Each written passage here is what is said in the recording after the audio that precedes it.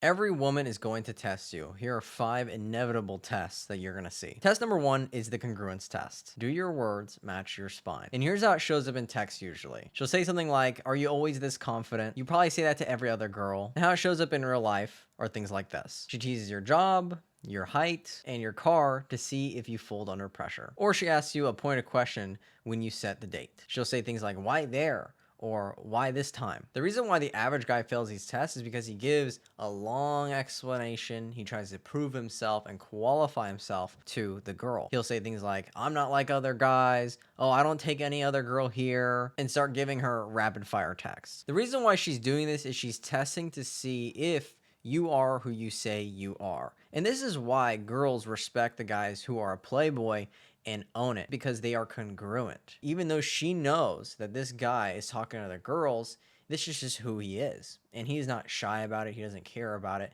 And he's not going to change who he is to please the girl. And this is exactly why she respects it. Women don't actually care if you're talking to other girls. They don't actually care where you're taking them.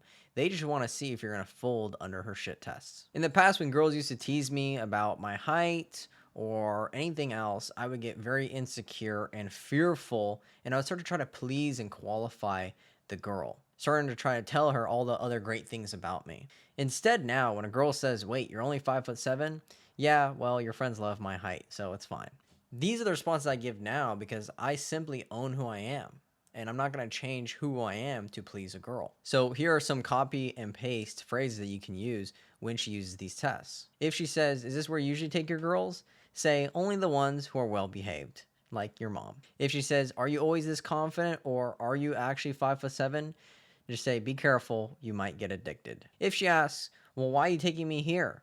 Just tell her, "I like to pick spots that fit my vibe. Thursday, 7:30 p.m. Join me if you think you can keep up." Test number 2 is common boundary testing. And here's how it shows when you are scheduling a date with a girl. She might say things like, "Oh, can we move it to a later time because something came up?" Or she'll say to pick me up because it's too far. Or, "Can my friend come?" What she's doing here is she knows that you have set a time. She knows that you want to just see her, but she's testing to see your weakness. And if you allow her to bring in extra things into the situation, she's testing to see if you're going to change what you want to fit in with her requests. She wants to filter out which guys have the balls to say no and walk away. She wants to see which guys are going to actually stand up for what they want. What also might happen on a date is she might show up 10, 15, 20 minutes late without saying sorry. Or she might be sitting on her phone the entire date as well, checking texts from other people. The reason why the average guy fails these tests is because he rewards this behavior and her lateness with more attention. He starts compensating harder, and he's basically paying to save the vibe. If what I'm saying makes sense to you, wait until you see what I've been building behind the scenes. Everyone inside of my exclusive Telegram group will hear about it first, and the link is in the bio. If a girl does these things, you cannot reward her with more time, attention, and your presence. You need to pull back, and that means sometimes telling the girl, "Hey, no worries, let's just reschedule." And if she asks why, you tell her, "Well, I don't do 20-minute late dates." If she tries to bring her friend, you need to tell her, "You're either here for me or without me." Or simply say, "I don't do +1s on first meetups." And if she pulls out her phone and starts texting, you can either walk up and start calling someone else, or if she pulls out her phone, tease her for pulling out her phone and make fun of the fact that she's texting. And you can even say, "Listen, if you wanted to text this entire date, you could have been texting me while you're at home while I'm over here having fun." And if she keeps doing it, just walk away. Test number 3 is jealousy and pre-selection. She's going to see if you crack under pressure. Here's how it's going to show in social settings. She's going to mention another guy or her guy best friend repeatedly. Or she's going to post thirst trap stories right before your date. And here's how it shows in real life. She's going to be seeking your reaction when another guy tries to flirt with her, such as the waiter or the bouncer. She's also going to keep mentioning things like, "Oh, this promoter keeps inviting me to this place." And here's how it shows on text. She's going to start to give you slower replies after you show interest and then say, "Sorry, I was busy with friends." Here's why the average guy fails. He starts interrogating her, he starts to get butthurt, and he starts to give her passive-aggressive ultimatums. Or he starts policing her Instagram. What she's testing to see is if you give a fuck. And not in a good way or a bad way, just to see if you actually care about her. Because guys who care about her are either going to get butthurt and get emotional, or be afraid to walk away. So here are some copy and paste phrases that you can say to the girl if she starts pulling out some of these shit tests. Attractive women get options. I choose women who choose me. If she brings up a male friend or a beta male orbiter or another guy into the combo, just say, I don't do triangles unless it's with another woman. So if you're in, be in. Test number 4 is leadership versus permission. And here's how it's going to show when you're planning things. She's going to ask you, I don't know, what do you want to do? Or let's just see what happens. Or you offer a few options and then she says, maybe to all of them, and gives nothing back. Here's how it shows during the date as well. Let's say you're at the venue or the place and she says, I'm not sure, because she's waiting on your lead. Or she asks you to pick something and then starts critiquing every single suggestion you make. Or even if you are planning to meet up with her, such as the logistics, she'll say, this week is so packed, and she gives you a really vague availability, seeing if you're going to chase after her. The reason why the average guy fails is because he consistently keeps trying to give her options. He keeps trying to change his plans and keeps telling her up to you to win her approval. The reason why she's doing this is she wants you to lead. She wants you to set the plan and do it with or without her. She wants you to order what you want to order. She wants you to take action and be a man. Most girls hate leading. All girls hate leading. All girls hate having to make decisions. She just wants to show up, look pretty, and have you make all the decisions. So if you're asking her, where do you want to go? What do you want to eat? And all of these things, this is why she says maybe or up to you, because women don't want to be the one in charge of making decisions. She wants you to be the one in charge of those things. And if she tries to test you, all she's doing is testing your frame. She doesn't have an issue with wherever you take her. Any girl is going to be happy with wherever you take them as long as she's with you. All that matters is you lead with certainty.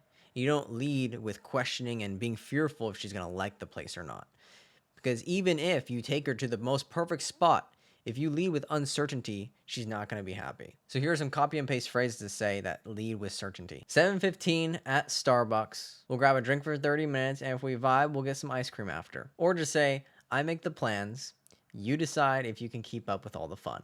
Test number 5 is the emotional spikes and drama. Here's how it shows in the early stages of dating. Suddenly, she's going to give you a cold tone over some sort of slight disagreement. And she'll say things like, wow, okay. Or she'll say things like, you never listen. Or she'll cause a mini public scene, like being rude at one of the waitresses or whoever's in the environment. And here's how it shows up when you are in the relationship. She's going to send you a bunch of texts knowing that you're at work. And then when you respond with, what the fuck do you want? She's going to say, never mind. Or she's just going to give you the silent treatment. Or she's just going to make up accusations out of thin fucking air, saying, oh, you're just talking to other girls. This is why. The reason why the average guy fails these drama shit tests is because he starts matching chaos with chaos. He starts over apologizing, and he starts blowing up the phone and staying to fix it. In reality, there's nothing wrong. All she is doing is trying to test your frame and push you off center. So here's some copy and paste phrases that are definitely going to piss her off, but you're going to pass her test and she's going to respect you even more. First thing you say is,